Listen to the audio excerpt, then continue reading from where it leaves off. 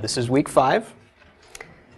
The notes for these classes you can find at theregathering.com/page/PFT Hebrew 1.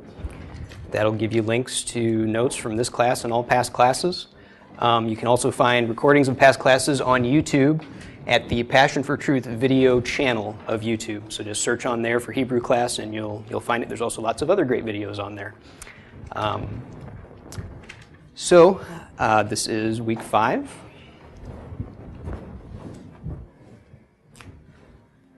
And we're on to our next letter.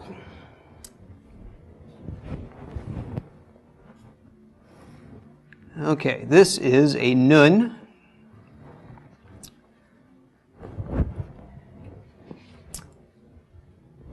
Nun makes the sound of the letter N.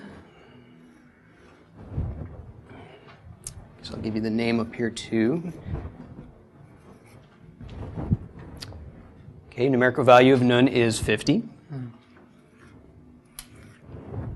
The nun has a final form as well. So a regular nun here, and this is a nun sofit, or a final nun. See, it extends below the line of normal writing. This is what contrasts it with a vav. Okay, a vav would be the height of a regular nun. A final nun would extend below the line.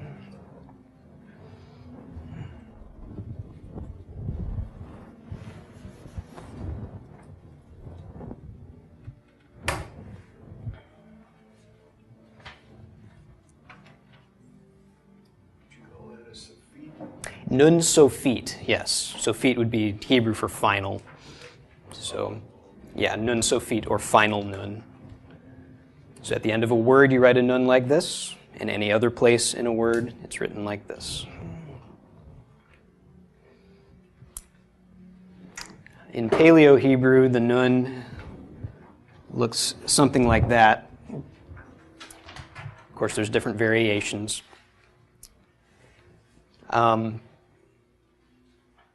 The meaning is thought to be like a sprout or a seed. And this became the Greek nu, which became, or Latin and English, N.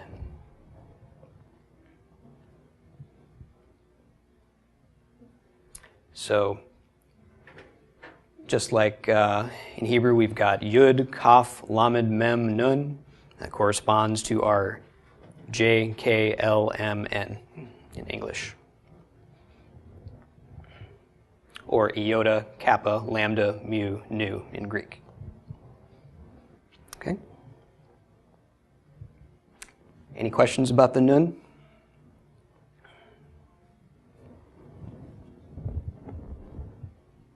All right.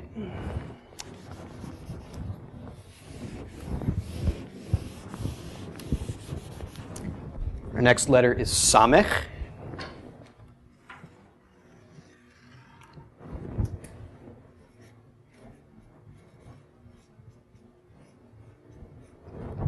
Okay.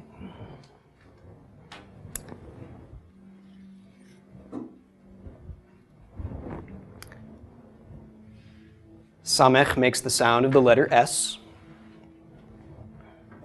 Numerical value is 60. And the Samech looks very much like a final mem. In fact, the two are, in certain fonts, are almost indistinguishable from each other. Of course, you'll never see a final mem anywhere other than the end of a word, so that's one way of definitely telling them apart. But there are some words which end in a Samech, and that can lead to a little bit of confusion. One thing you will notice, even in the texts that are the most confusing, is that a final mem is always totally flat across the bottom. It'll be flat and basically have, they won't be as exaggerated of corners as I have here, but it'll basically have 2 corners on the edges. A Samech will always have at least one rounded edge on this bottom. And I like to exaggerate the difference so that there's never any question when I'm writing something. And there are a number of fonts that do the same thing for clarity. But yeah, this is the biggest confusion you might run into with the Samech, is confusing it with the final mem. But like I say, pay attention to that. Just to the bottom edge of it, on the mem, it should be very, very flat, very square looking. The samech should be a little more rounded. Okay, our script for a samech looks very different than the Paleo script. That's what samech looked like before. The Hebrew word samach means to support. And so it's thought that this could be either a walking stick, like something that supports you, or a rib cage. Okay, a supportive structure in your body. The samech became the Greek xai, which I am forgetting how to draw right now.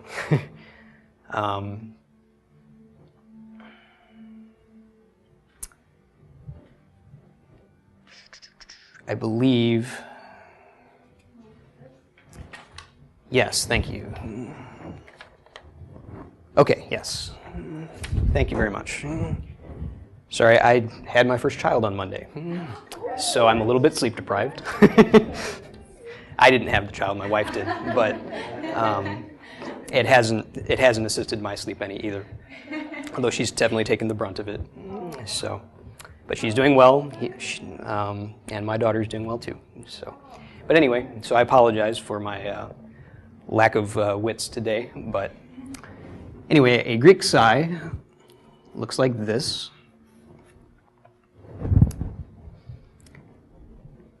And I don't believe that there is a Latin equivalent for this letter.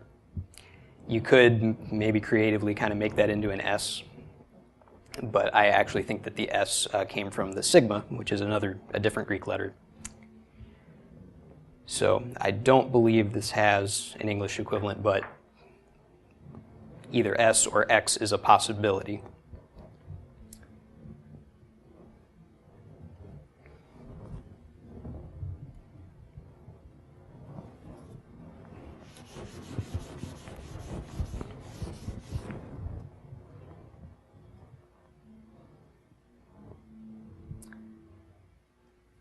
Okay.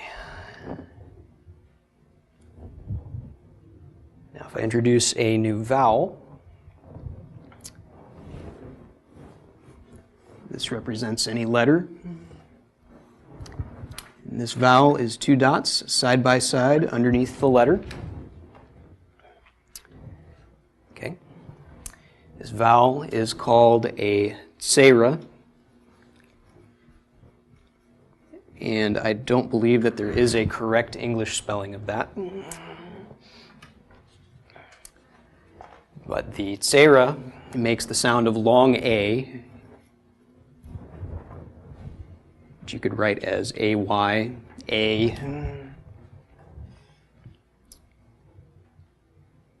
So, using a nun with a tsera underneath it, followed by a samech. Right? This would be pronounced the N of the nun, A of the tsera, and the S of the samech. So nes, nes.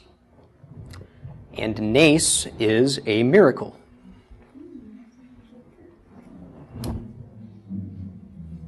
You also see it transliterated in English as just N-E-S. So in Hebrew, they're not talking about the Nintendo Entertainment System. It is nes, which is a miracle, which the NES is not. So, all right, any questions about the samech? I have a question. Yes. The sonnet, does it make the same sound as the shin? Okay, does the samech make the same sound as the shin? When we get to the shin will actually make two different sounds. It makes an SH sound and it makes an S sound. And the S sound that the samech makes is identical to the S sound that the sin makes. So yes, they'll make the same sound in those situations. In fact, you'll find won't, when we get there, you'll be able to see the contrast, but there are actually some words in the scriptures that are spelled interchangeably. Sometimes they're spelled with a samech, and sometimes they're spelled with a sin. It's not real frequent, but it does happen. Okay?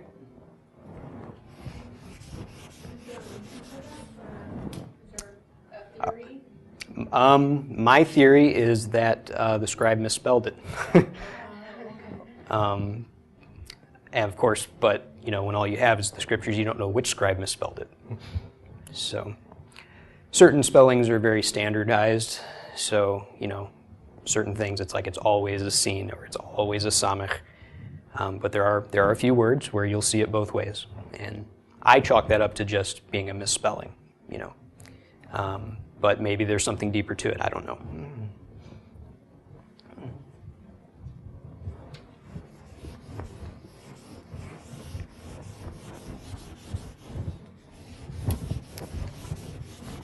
But I'm sure, you never know how things like that can pan out.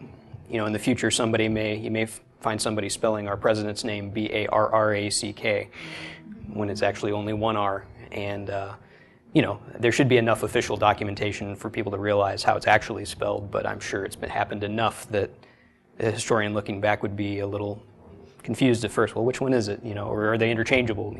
Does he sign his name randomly with one R or two? So, but weird things like that happen through history. So that's my idea, but you never know. With the scriptures, you never know about those things. There could always be something deeper. Because the scribes were very meticulous about how they did things, and so those kind of mistakes are rare. And you know what? Since you got on that little rabbit trail, that used to give me a really, really big hang-up. When you be reading, you see the names and they have a different spelling. I guess it's a different person or it's the same person. Mm-hmm. And I just had to tell myself, it's not about the person, it's about what was done. Right. So I'm more like, just leave it. Right, yeah. In different genealogies especially, you'll find variant spellings. Because, there are other texts that we don't have included in the scriptures that were just lists of genealogies, records of things that were done. In fact, the scriptures refer to them oftentimes, and they actually refer to them as sort of a source of authority. Isn't this written in the records of the kings of Judah? You go, where are the records of the kings of Judah, Or the book of the wars of the Lord is another common one that I'd love to see sometime, because the Torah references the book of the wars of the Lord. And some people suspect that maybe it's Joshua, but the things that are quoted from it are not contained in Joshua. So it's like, man, that would be amazing, because it's another record of that whole time period that for some, that's lost, or that if anyone knows where it is, they're keeping it a good secret right now. So,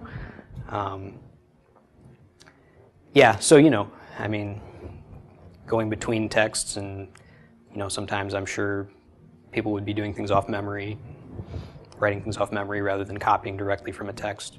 And so little things get mixed up here and there, especially in genealogical records and things of that nature. And they didn't have spell check back then, which who knows if that's a good thing or bad. But but like I say, those situations are rare. Even though you do encounter them, you do notice them when you come across them, but they are quite rare. So their efforts, to preserve things as accurately as possible were very effective. All right, our next letter is the ayin, which you could spell like this. All right, the ayin is the most difficult letter to pronounce. And the sound it makes is very subtle, and it has kind of become relegated to a silent letter now. Most dialects and most people simply pronounce the ayin just like an aleph. They just consider it to be a silent letter. The sound that it did make, though, and that still does, but it's very subtle. It's very difficult to write. We don't have an equivalent sound in English. Kind of like the chait, we don't have an equivalent sound in English, but this is the chait you can master, fairly quickly with enough practice and enough towels. But the the ayin, though, the sound it makes, the best approximation I can give would be an ng at the end of a word, like at the end of the word long. It's kind of like, but you have to make that sound at the beginning too. So it's kind of like you're swallowing your tongue. It's a very subtle guttural sound, and it's easy to see why it's becoming silent. Number one, it's hard to pronounce, and number two, it's a very subtle sound. I don't know if people online can even hear what I'm doing. But anyway, it's very interesting, though, because the ayin, as it is, begins a number of words that in English we transliterate with a G. So if anyone's familiar with the Gaza Strip in Israel, okay, Gaza is a very ancient name, but it's not Gaza, it's Gaza, okay? So that would be, all right, or Sodom and Gomorrah. Well, it's not Gomorrah, it's Gomorrah. Okay, it's that swallowing your tongue sound. If we were to transliterate it using the pronunciation of the ayin we have today, it would just be A-M-O-R-R-A-H. Right? We wouldn't even have a G at the beginning because it's such a subtle sound that's really disappearing.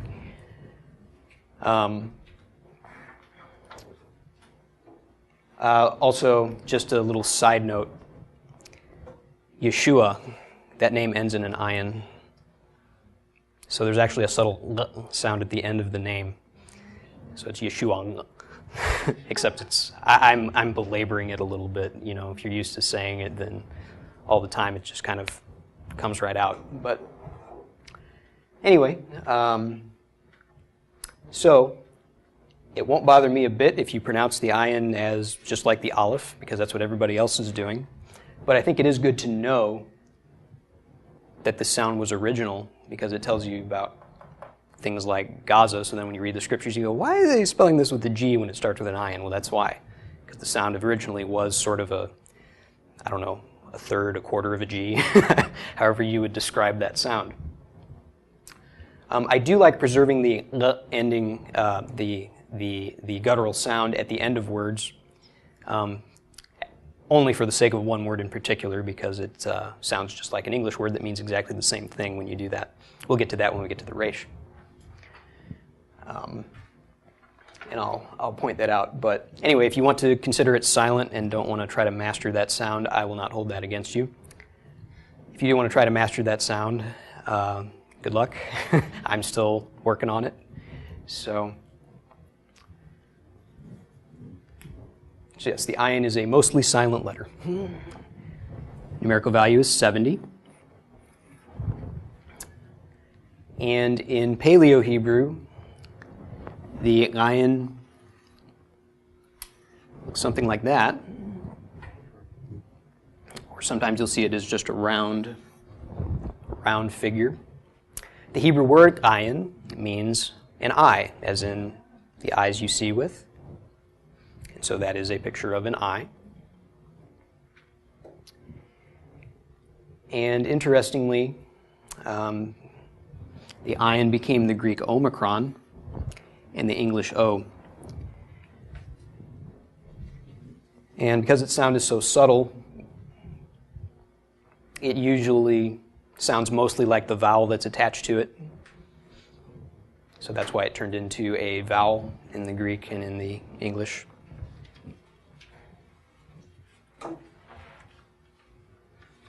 Okay. Any questions about the ayin?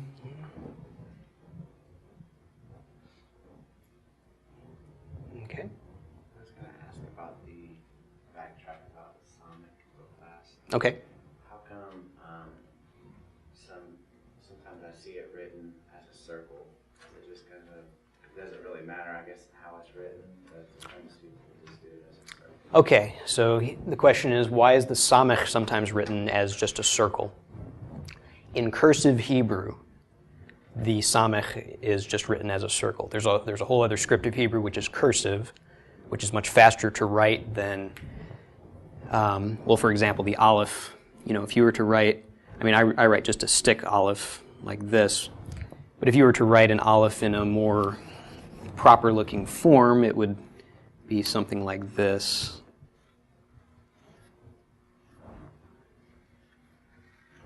Which, you know, as nice as that looks, it's going to take a long time to write someone a note saying, you know, please, you know, pick up a frozen pizza from the store. So, and if you speak Hebrew and you need a frozen pizza, you don't necessarily want to, you know, make a masterpiece in order to ask someone to do that. So a much, and if you're not, you know, so a much easier way to write an aleph is to simply do that, which actually looks a lot like the Paleo aleph, and that's where a lot of the inspiration for the cursive script comes from, is the Paleo Hebrew. But anyway, so the cursive for a samech is simply a circle, and that's why you'll see that a lot of times is the cursive script. And also, you know, the circle helps differentiate it from the final mem. If you write samech as a circle and a final mem as a square, you probably won't get them mixed up. So, okay.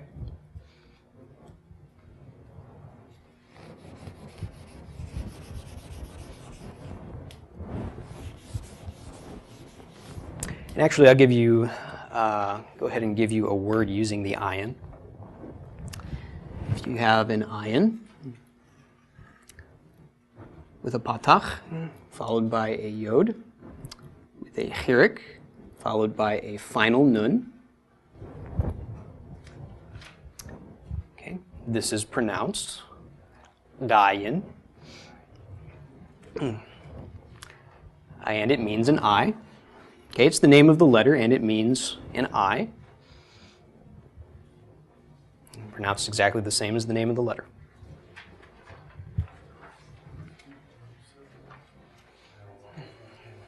Oh, that's okay.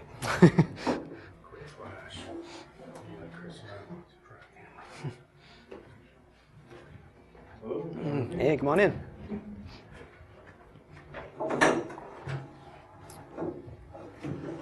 Okay.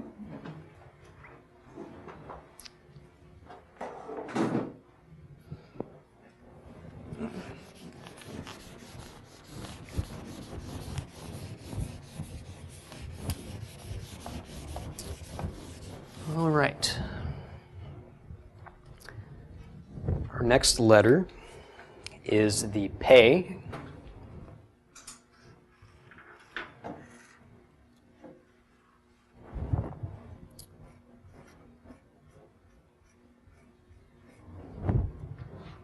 Okay. Now the pei makes two different sounds. Remember, the bait with a dagish is a B, and without a dagish is a V. Also the kaf with a dagish is a K. Without the dagish is the ch, just like the chet. Right? The pei with a dagish is a P, and without a dagish is pronounced like an F, or PH. Okay, so the pei makes two different sounds, P and F.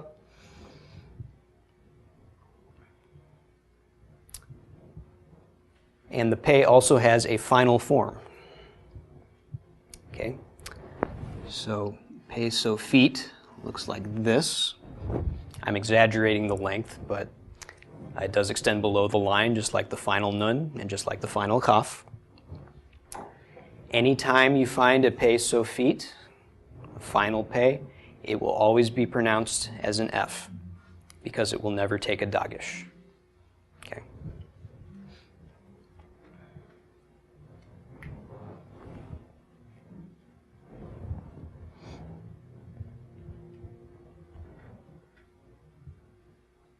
And again, the final form occurs when it's the last letter in a word. Okay. Numerical value of pei is 80. And in Paleo-Hebrew, pei looks something like this. The Hebrew word pei means a mouth, and that is what this is depicting, is a mouth. Pei became the Greek pi that we all know and love, and that eventually became Latin P.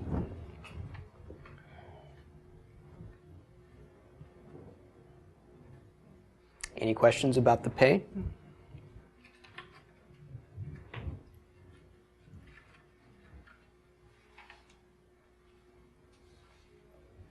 Okay.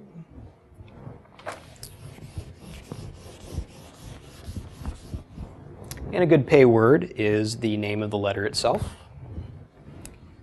So a pei with the dagesh, a segel vowel underneath it, followed by a he, is pronounced pe, and it means a mouth.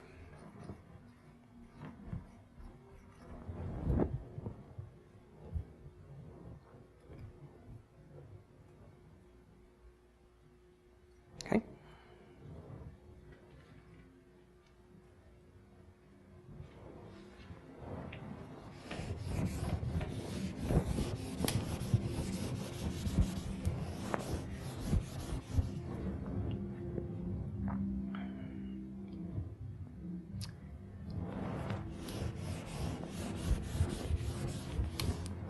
All right, so one thing I'd like to do is kind of go through the alphabet that we've covered so far. Just a quick glance over, so you see them and hear them again. All right, so actually, how about you all say them with me as I write them? Okay, so first, Aleph, okay, Beit, Gimel, Dalet, Hey, Vav, Zayin, Chet,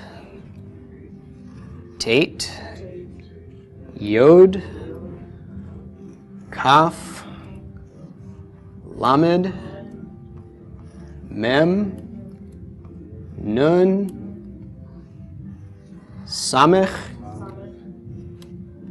Ayin, and Pei. We are very close to the end now. Okay. So again with me. Aleph, Beit, Gimel, Dalet, Hey, Vav, Zayin, Chet, Tate, Yod, Kaf, Lamed, Mem, Nun, Samech, Ayin, Pei. All right.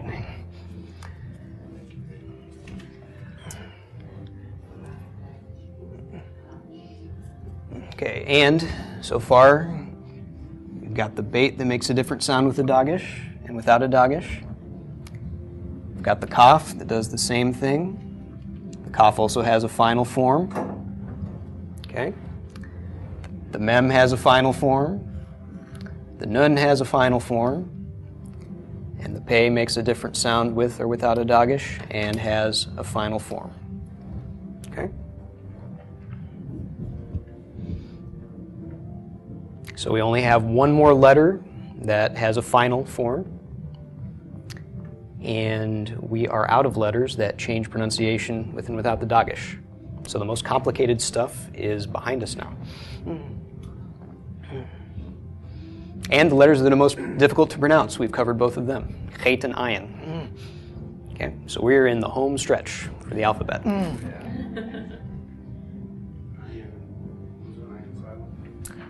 Yes, the ayin, well, it's silent, but it's not. It's fast becoming silent, but it actually makes a very subtle sound like you're swallowing your tongue. So, yep. So it's responsible for names like Gaza. It's actually Gaza. we were to transliterate it today, we'd probably lose the G in front of it entirely because it's quickly becoming a silent letter. But originally it made that, you know, some portion of a G sound. Okay. Any other questions about any of these letters?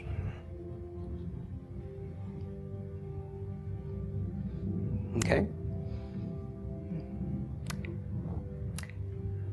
All right. I'll go ahead and put our vowels that we've learned so far up here too.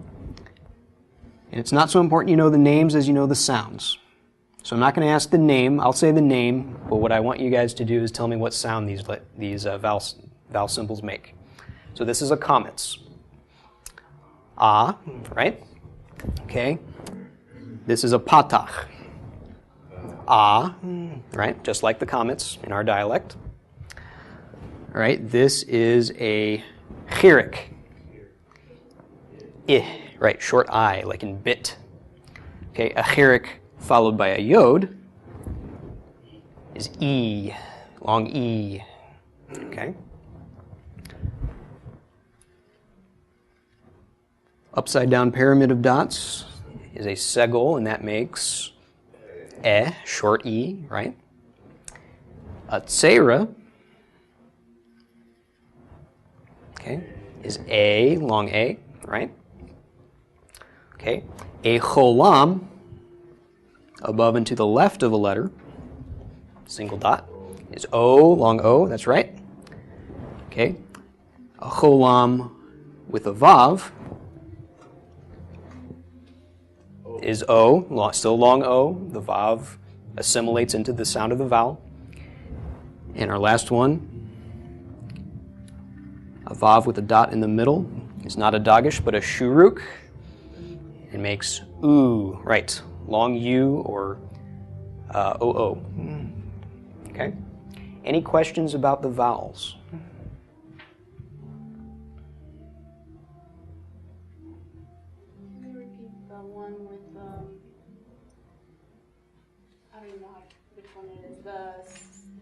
This one here? This is a cholam.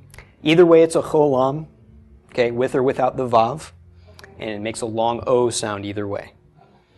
So the vav is optional. With the vav is called a full cholam, and without is called a defective cholam. There's nothing wrong with the defective form. It's just missing a vav.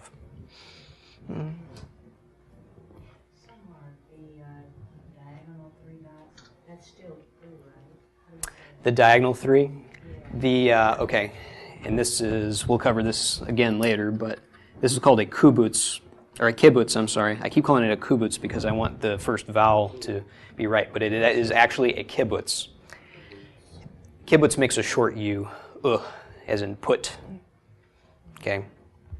Some dialects it'll make the same sound as the shuruk, but I'm teaching it as in put. This is the least common vowel you'll ever encounter.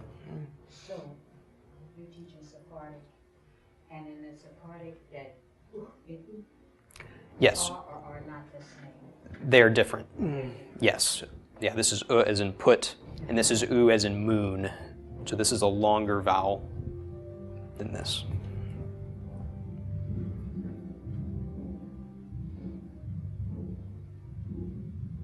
Okay. Any other questions? Is this the time for you to ask us your information here on this? I'm sorry? On this, here, this, I just had a question. Oh, okay. Yeah, go ahead. About this. I know we haven't gotten through, but like where it says in the Bible in the Old Testament or in the New Testament in Revelation it says I'm the Alpha and Omega. Mm-hmm. It would be. Is that wrong translation? Because what I'm seeing is there's no connection between. In the Greek of Revelation, it does literally say Alpha and Omega. Okay. Okay. Right. The question. Right. The implication, though, since John spoke Hebrew, okay, would be that Aleph and Tav was what was represented, being the first and last letters of the Hebrew alphabet. Even though I don't see the correspondence between the Omega and Tav. That's what I was saying. Yeah, I don't see the Omega as coming from the Tav. But I think that Just because it was the beginning and the end. Right, the beginning, well, it literally says that too. I am the Alpha and the Omega, the beginning and the end. So if it was spoken in Hebrew first, Aleph and Tav would have been the logical letters to use to substitute. But yeah, in the Greek it literally does say Alpha and Omega. So for them to understand that. Right. Yeah, for a Greek, for that to make sense to someone reading it in Greek, like if we said it in English, we'd say the A and the Z. Okay, even though Z didn't come from Tav or from Omega. You know, but if we said I am the A and the O, we go, what are you talking about? You know, and if you'd said I am the Alpha and the Tau, I said they try to spell a word or something with it and go, what is he? You know, this is really mysterious. What's he talking about? But for Alpha and Omega, first and last. So yeah, the thought of that being the Aleph and the Tav is just if there was an original Hebrew text of Revelation, or if you were to translate Revelation into Hebrew, saying the Aleph and the Tav would be the best way to put it. Well, there's something about the first letter being Aleph, not that it was printed, but that it would have been represented by the inhalation. Oh. And obviously, Beta was the first letter printed, but in his word. Okay. The beginning of his word until the end of his word. So from beginning to end, he is. Right.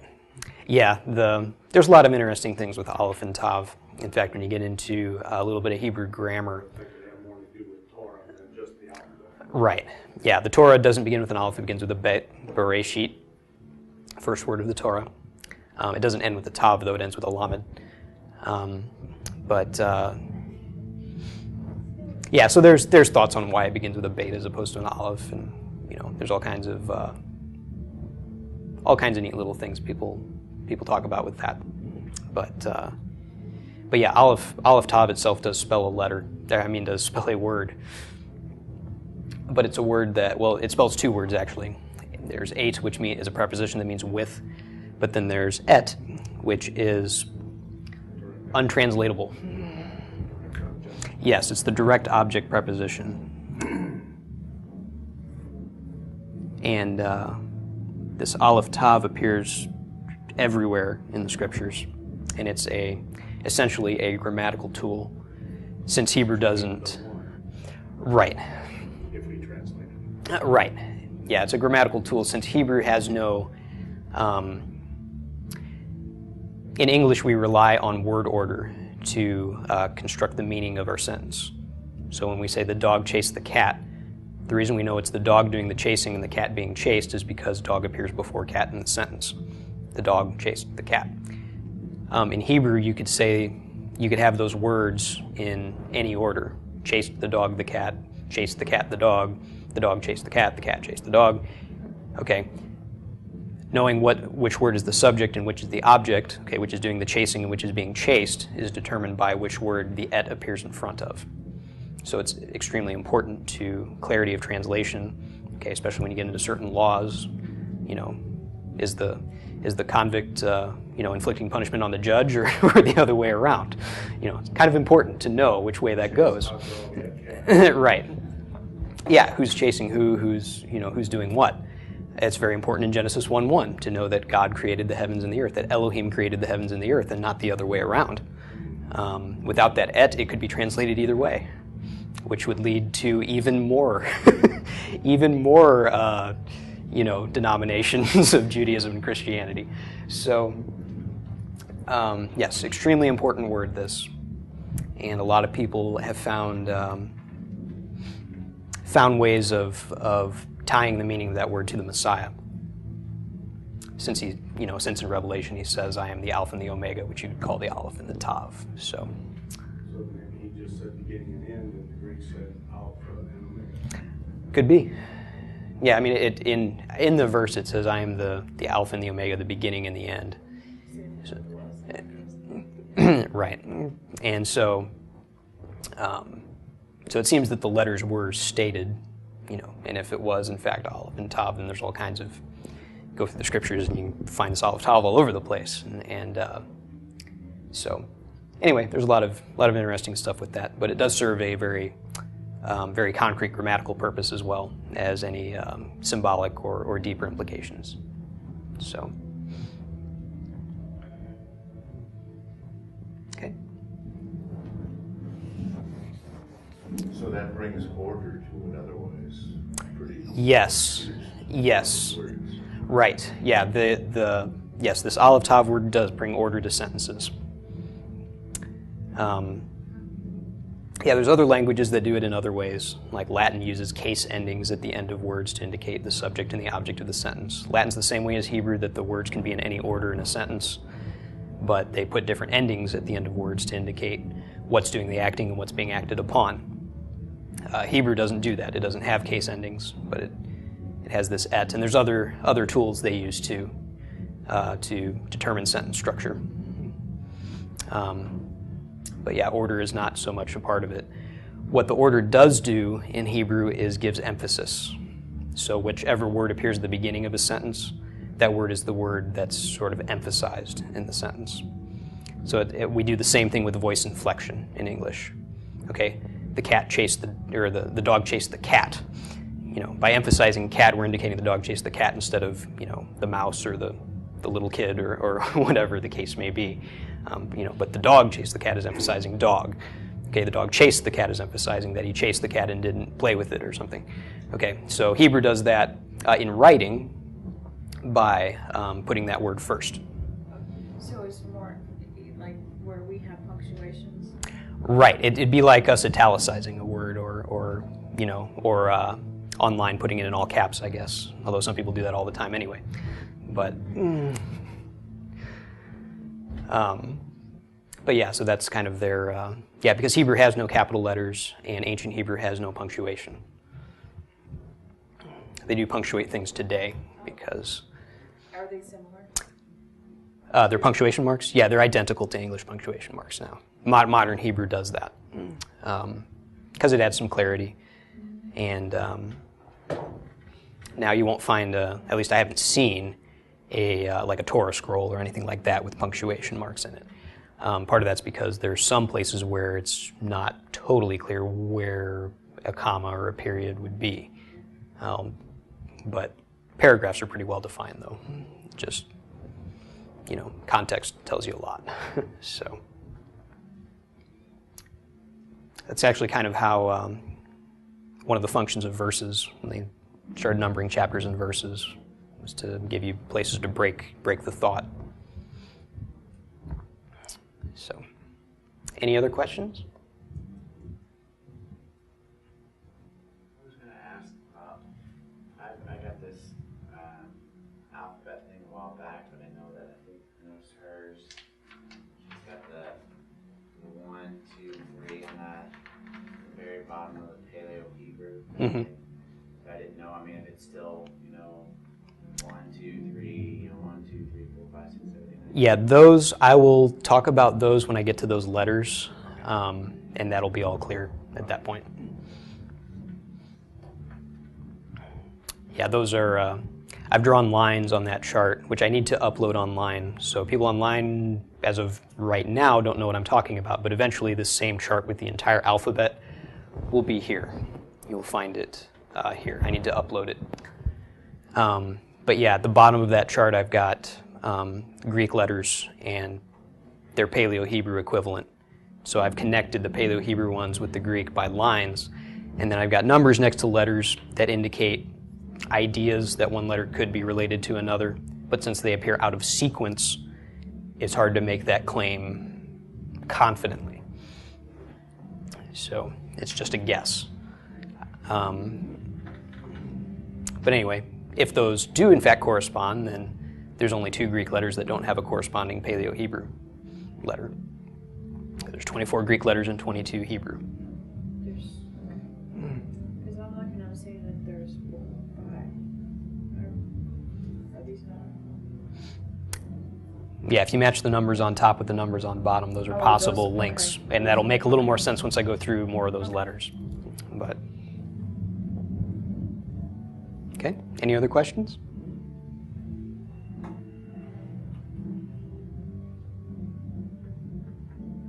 All right, well, we'll call that a wrap. Shalom, everybody, and we'll see you next week.